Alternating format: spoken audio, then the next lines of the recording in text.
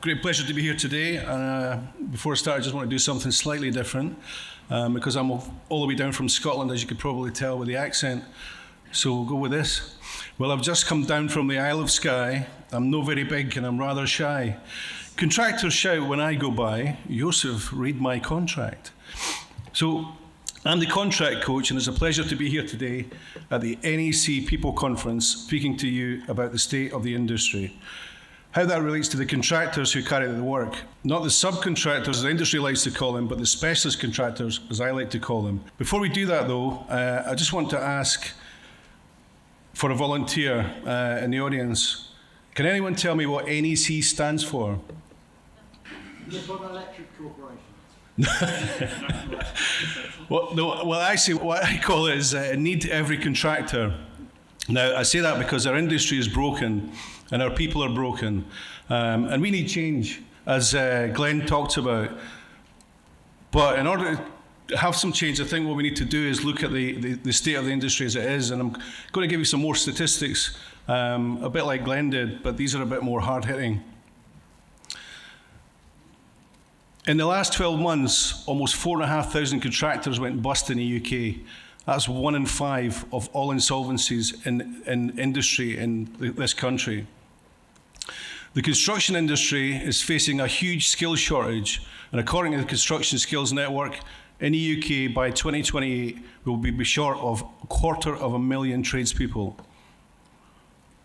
And according to data from the ONS, workers in construction are now nearly 4 times more likely to die by suicide than in any other sector. That is equivalent to 2 people every day. And turning now to the area I work in adjudication, King's College London reported that the number one cause behind adjudications is a lack of knowledge on how to properly administer contracts. This graphic shows the leading causes, and note the top 2 are lack of competence of project participants and inadequate contract administration. It's too simple to question them then, why do we need so many Z clauses? Sorry, Nicola. But not the Z clauses that Nicola writes in her contracts. I'm talking about the ones that nobody understands. They don't make any sense. They shouldn't be there. So I'm going to leave these statistics up for a few seconds just to let them sink in. And I'm going to repeat them again. In the last 12 months, almost 4,500 contractors went bust in our country. That is shocking. The construction industry is facing a huge skills shortage. According to the Construction Skills Network in the UK, by 2028, we'll be short of 250,000 people to do the work. Effectively, what we're doing is driving the industry off a cliff. According to data, again from the ONS, workers in construction are now nearly 4 times more likely to die by suicide than in any other sector, and that is equivalent to 2 people every day. That's 2 people too many, in my opinion. And finally, King's College London reported the number one cause behind adjudications is a lack of knowledge on how to properly administer contracts. So it doesn't take a genius to be able to see the link between these statistics. But my good friend, Mr. Hyde, did not ask me how to depress you.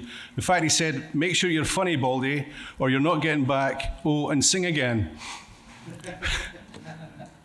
So I'm not going to sing, so don't worry. Fun fact, sorry, I keep forgetting the microphone. Fun fact though, Mike from Mike and the Mechanics and I went to school at the same time. 9 o'clock. I'm glad that didn't fall flat. One of their best songs is How I'm Going to Slay Out the State of the Industry.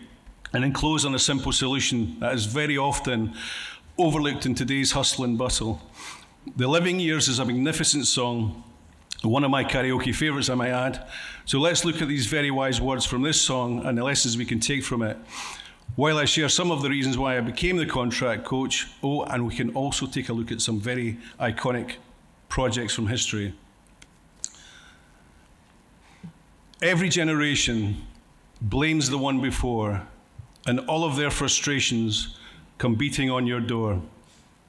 The lesson from that verse is we can't keep blaming the generations before. We can heal our industry from the ground up, just like I healed myself. The lady in this picture is my mum, Honoria Jones.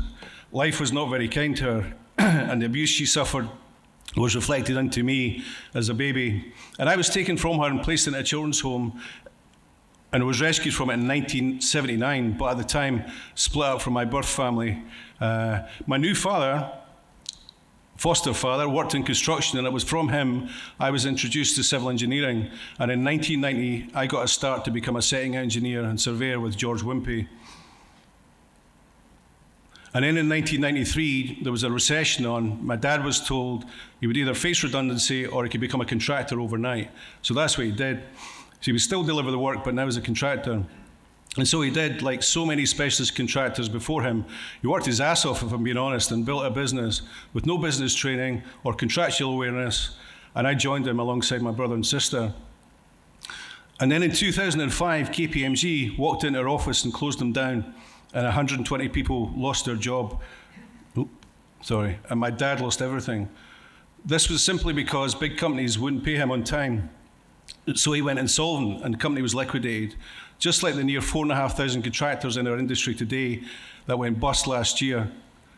Now, despite what happened to me and then my dad, I chose not to blame the generations before and have decided to do something about it and change the industry I love, which is why I'm here today to speak to you lovely NEC people. Oh, crumpled bits of paper filled with imperfect thought, stilted conversations. I'm afraid that's all we've got. The lesson from that part is those crumpled bits of paper are, for me, the contracts in our industry, drafted with one-sided interests, filled with imperfect thought, leading to stilted conversations and unproductive projects. In construction, obviously, we have standard forms such as NEC that are redrafted and amended by the legal profession to within an inch of their lives, with one clear objective: to confuse those who do the work and ensure the cash flow is kept by the main contractor or employer. That is an imperfect thought from the song. And did you know the cost of disputes globally last year was $80 billion? That is a billion with a B.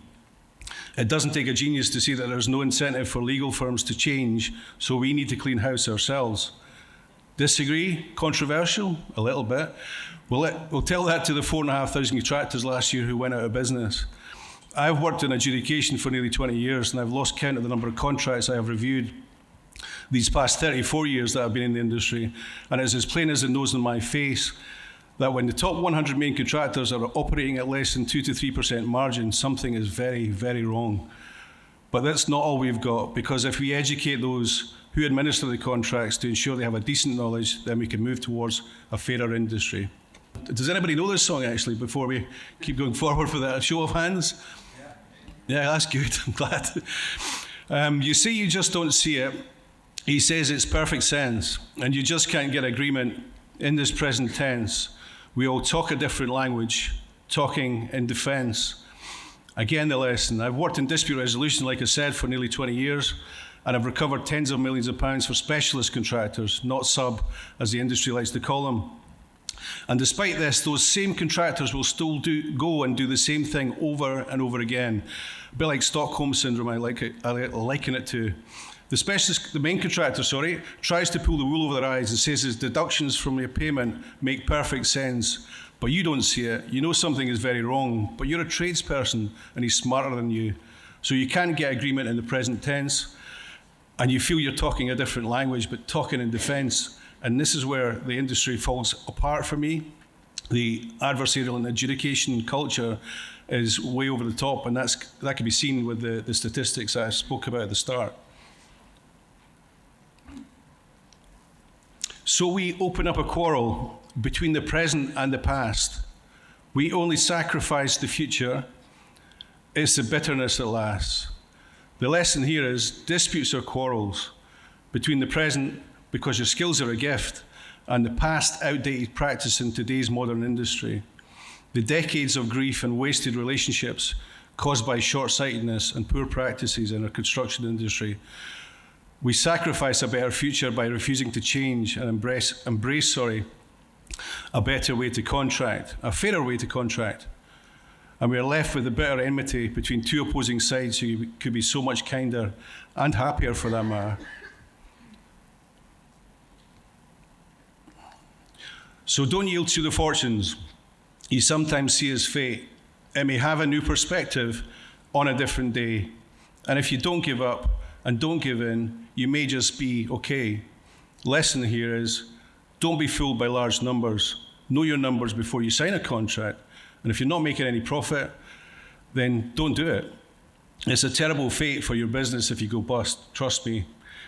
You need to see the industry from my new perspective on a different day, and that day being the day you understand that we're all connected, everyone in this room. So don't give up and don't give in, my friend, because with some minor changes, you'll definitely be okay. Now, I saved the best until last. This is dedicated to my mum that I showed you at the start of the slideshow. Slight twist in the original, and I hope you appreciate I'm not going to read these lyrics out in case someone might be peeling an onion in here. The lesson, the worst things in life happen to you. To happen to you can often lead to the brightest outcomes, because it's not what happens to you that defines you. It's how you react to what happens that matters. I lost my birth mum in January 2017 before I got to meet her and reconcile her with her. And it broke me, to be honest, as a person, and led me deeper in a dark path into addiction. And I contemplated suicide in 2018. But ultimately, I decided not to choose a dark reaction. After a hard journey, I have healed and come to realize that everything that has happened to me in my life, no matter how traumatic, was a lesson and gift to lead me here today to speak to you lovely people. Every day I strive to make her proud and to create a world where senseless abuse doesn't happen like it does in the construction industry on a daily basis. To share my experiences and to help others in darkness still. I would say tomorrow is never promised, but max out your life and don't stand for abuse. Know your worth and don't settle for second best in any contract situation. So let's get back to NEC. Enough about me. The NEC People Conference, obviously there's a fair amount of people in here today, I'm sure eager to learn from my presentation. So in the programme you'll see I talked about who wants to know what Clause 10.3 is. It's obviously something I've made up. I know somebody's in here from NEC, is it Reka? So I'd like to pay attention to this bit because you might want to add this in for NEC 5. So let's recap from NEC 3. In NEC 3, I'm sure everybody's familiar with Clause 10.1.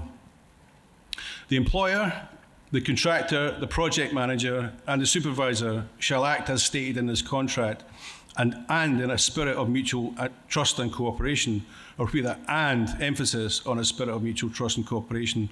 Now, I don't know about you, but working in civil engineering for 34 years, I'm very proud of the fact that NEC is the only contract that I'm aware of in the world that imposes an obligation related to human behaviour. And as Nicola will know, and anybody with legal training in here, the courts were initially very reluctant to give support to the second part of the good faith obligation in Clause 10.1. But gradually we started to see courts giving effect to it, because in the adjudications I was involved in, I would persistently argue for it, but adjudicators tend to give it short shrift because of the lack of support from the judiciary. So then we came to NEC 4, but because the courts had given quite a lot of support to it, or a little support, shall we say, up until that point, NEC 4 came along and they decided to split into two to make sure everybody knew there was two individual obligations on the parties. And Clause 10.1 was then the employer, the contractor, the project manager, and the supervisor shall act as stated in this contract and in a spirit of mutual trust and cooperation. So before I go on, and without further ado, I'm going to introduce you to Clause 10.3. It's quite a simple message for everybody here today. Instead of just acting in a spirit, it's acting in accordance with the contract and in a spirit of mutual trust and cooperation. Just be kind. So that's simple.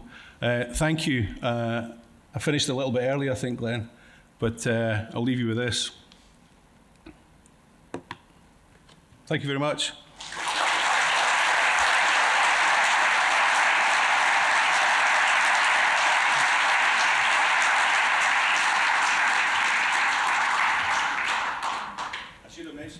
So I speak really fast.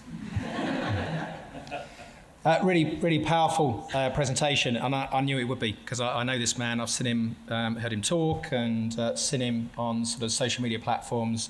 And the specialist contractors, rather than subcontractors, are our industry, because contractors, you can't do work without them. So we need to look after them. And we've got a responsibility. There's some shocking statistics in there, and we are not looking after them as it stands with those stats. Yosof also points out it's crazy the contractors are working, doing all this value, high value, all taking all this risk for what, 2, 3, 4% profit? That is lunacy. Einstein would go crazy at that thought. And yet, again, clients as the industry, that's where we are. So I think we've got to start that journey and make sure supply chain is looked after. And that's just treat them fairly.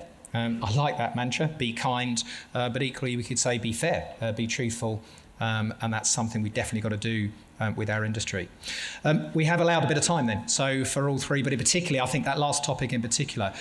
Any questions, thoughts for Yosof, really, in terms of the supply chain that we really should be looking after? Any questions for Yosof?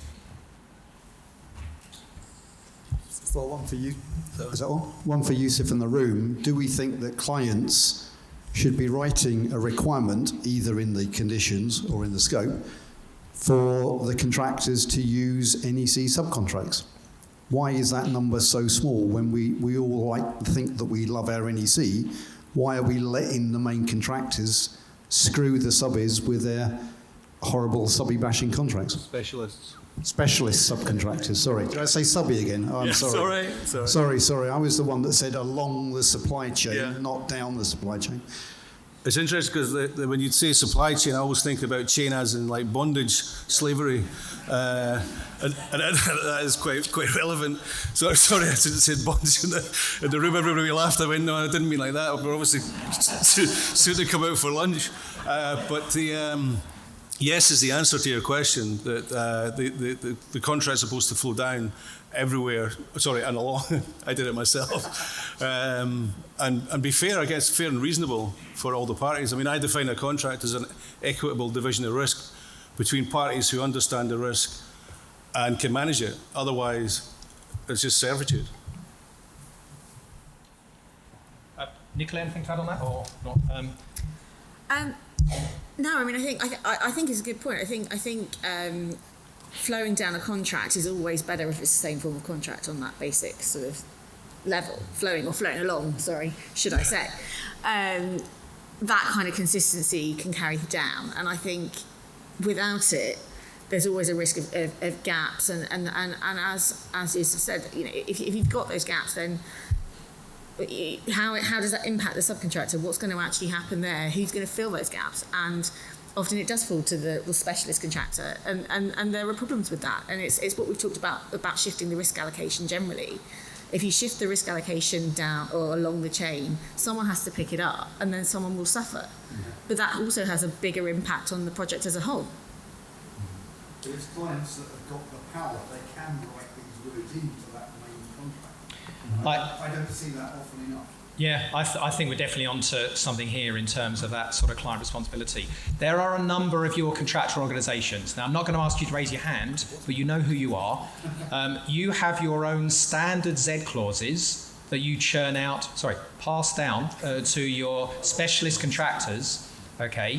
Now, if it was a Z clause for things like, we got a specific payment tool, we need you to feed into this payment tool with your applications. Fine, that is a Z clause that you need to tailor your contract or your business to your supply chain. That's absolutely fine.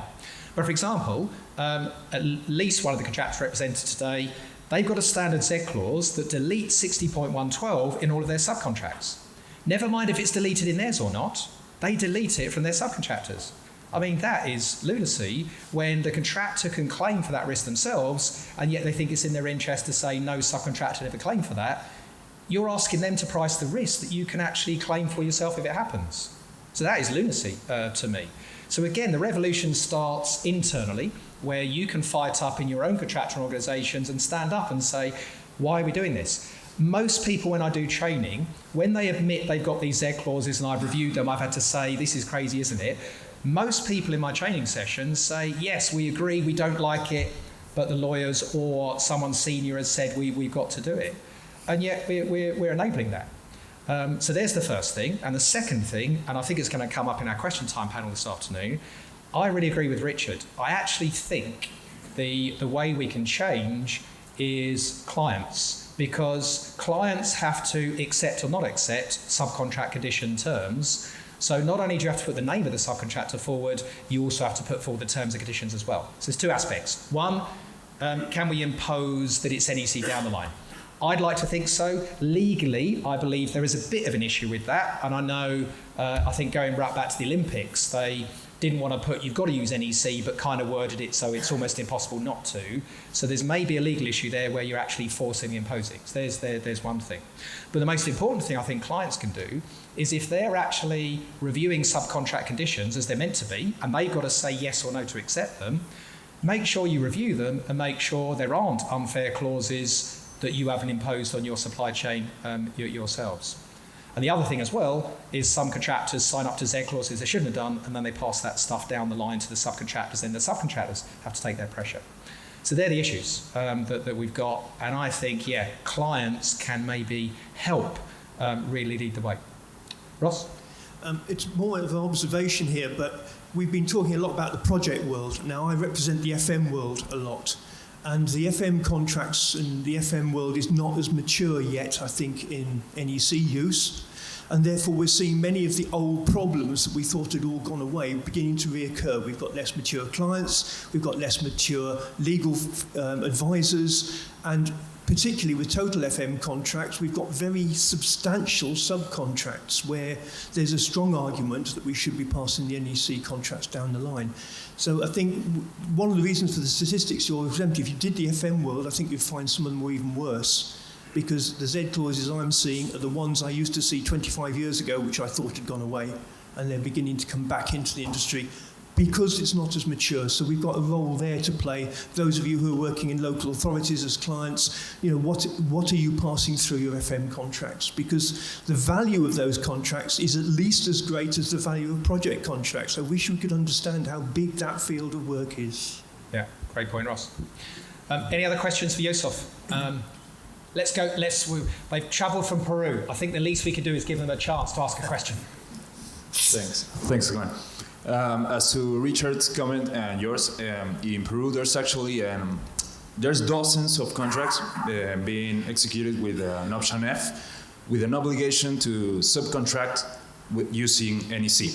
And what contractors do is amend the contract, so there's a broad back-to-back condition that includes conditions for payment, which means that the contractor pays the subcontractor when the client has paid the contractor. So that creates many problems and situations which Yosof may refer to, that there may be cases where there's a dispute on a compensation event or disallowed cost, and given that there's a cost that hasn't been paid to the contractor, which has a bigger contract, much bigger in many cases, it can take the risk, or it can wait for the such cost to be resolved in a dispute or to be paid. But the subcontractor can't. And even though there is an NEC, there is this condition because the contractors don't want to take the risk of having to pay the subcontractor for a cost that hasn't been recognized by the client. The problem is still there, and we're using NEC, but there's not, the trust is not there for a contractor to recognize a cost or take the moment, to give the subcontractor, to recognize the subcontractor a cost that may or may not correspond in the main contract. So it's the lack of trust is still, even though we're using NEC in the main contract and in the subcontract, the problem is still there. So it's a mind state, that's still pending, even though we're using the contract tools. We're not fully there yet to avoid this kind of situation that ultimately cause insolvency to many small specialized constructors. And it's a problem. Yeah, for sure. And again, maybe clients reviewing those contracts, trying to stop clauses like that creeping in. Nicola, I don't know where, I mean, it's hard to restrict Z clauses, isn't it? People writing Z clauses full stop. What's your feeling on clients restricting contractors? Have they got a bit more say, would you say, in stopping contractors doing that? In terms of imposing unnecessary Z clauses, I mean, yeah. I think, again, it comes back to what we were talking about earlier, is whether or not there's a right, and that would be a Z clause, under the main contract to review the subcontract terms. They have control over it if they have that clause within the contract. If there's no sight of the subcontracts for the client, it becomes more difficult, obviously. I mean, I think it is within the client's power to potentially set the tone. And if you've got lots and lots of reams and reams of potentially unnecessarily or onerous Z clauses, they're going to go somewhere. They're going to go to the supply chain. So again, that they can be, if the client doesn't put them in, there's less likelihood that the contractor will. But if the contractor is for some reason coming up with their own ones, there's that depends on how much sight the client really has of those subcontracts. Yeah, I think that's one of them that's been cleared up a bit more in NEC 4, because NEC 3 it was less clear on the obligation to do that. At least with clause 26.3, it's clearer now that it kind of goes along the line of, unless it's if it's a back-to-back NEC 4 subcontract with the same conditions, then you don't need to issue it for acceptance. Otherwise, you've got to issue it for acceptance. But then, how can you prove it is back-to-back without submitting it for acceptance? So basically, you've got to submit it for acceptance. So we have got that captured, hopefully. So one point, just so in case I think I understood the question, was about payment flowing down the supply chain as well, from the guy from Peru, yeah? So, I mean, the thing is, you'll know in the UK, we've had pay when paid clauses practice has been outlawed for the last 25 years. So if the main contractor, the employer isn't paying the main contractor, that doesn't matter to the specialist contractor. The contracts between these parties are different. So if pay when paid's outlawed in the UK, I don't know what the situation in Peru is. Yeah, and that's a big emphasis. It's not a pay when paid. And normally, as you rightly said already, the issue between the contractor and the subcontractor is very often not exactly the same as the issue with the contractor and the client. So it's not even the same element. And you could have compensation events between the contractor and the subcontractor that aren't compensation events with the client and the contractor and vice versa. Yeah. So, it shouldn't be a pay when paid.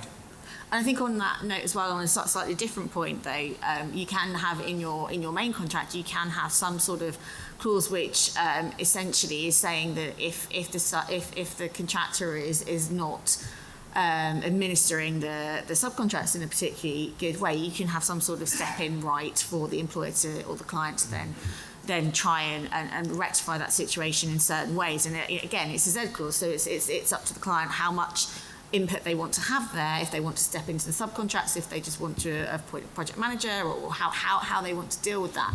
But there is that option as well. I really like the words you used as well about setting the tone, because even if it's not absolutely binding contractually, there you go, that's the words. There's a lot to be said. Clients setting the tone of the intent, I think will go a long way. Is there a question, Ben? I guess project bank accounts are useful when we're talking about that sort of thing. Just a quick one. You put a stat up about how many early warnings have a compensation event that follows. I wonder if we turn that around, that would be a useful question. Say how many compensation events were mitigated by early warnings. That might be quite a nice way, because I think there's a relationship that's probably round the other way. So if we could have taken intervention, then did we? And I've just got a question. I picked a Z clause at random because I just can't help it. So I've got a question for Nicola. Would you agree with me that the order of precedence clause is completely unnecessary in every case? Firstly, maybe just give a couple of quick reasons why I would say that. There's already an order of precedence clause or an order of precedence to the scope, which is where a lot of those ambiguities and inconsistencies exist, so we know that the client's scope has precedence over the contractors. An order of precedence clause feels like a terrible signal to be sending to bidders. We're basically saying we haven't invested the time, we're not sure ourselves that this hangs together, so we're just going to shift the risk onto contractors and specialist contractors. And also Clause 17 deals with this, and it deals with it on the basis that if there is an ambiguity or inconsistency, it's resolved to favour the party that didn't prepare it. How is that beaten by an order of precedence clause? until that's amended with the Z clause. But yeah. Well, that's the point. How's it been?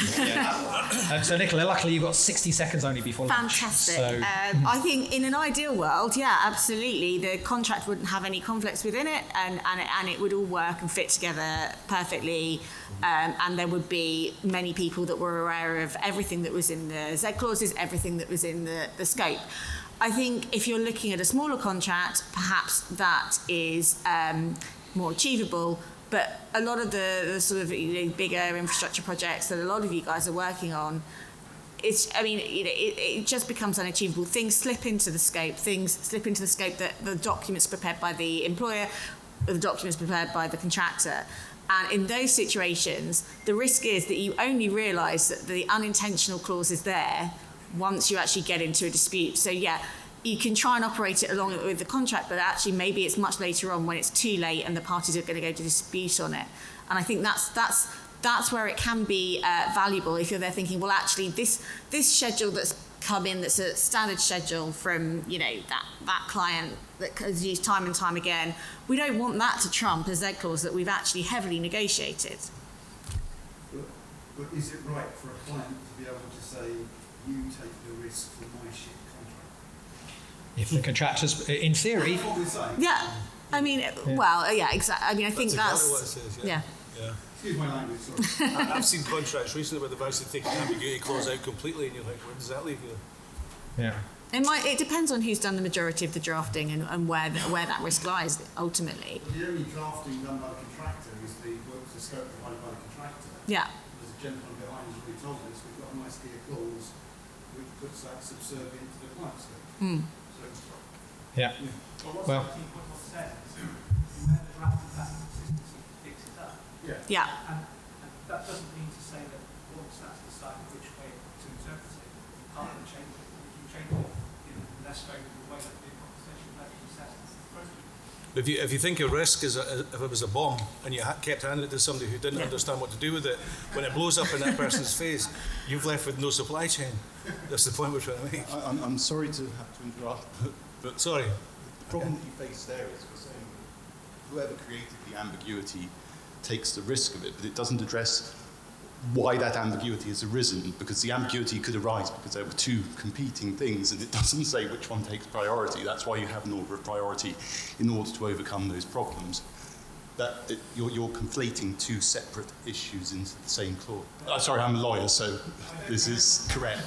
Do we have a dispute in the room? Not necessarily. Well, I think if you've got an ambiguity between two pieces of scope. Now, the interesting thing is, the order of precedence, I'm never normally too worried because most of the rubbish is in scope, and that's on an equal level. So you don't have an order of precedence of scope until you've got some clients who decide to subset scope with rely upon information, which suggests any elements in there is rely upon, as Barry mentioned, but apparently everything else is rubbish and not relied upon. So again, you've got that sort of risk transfer there.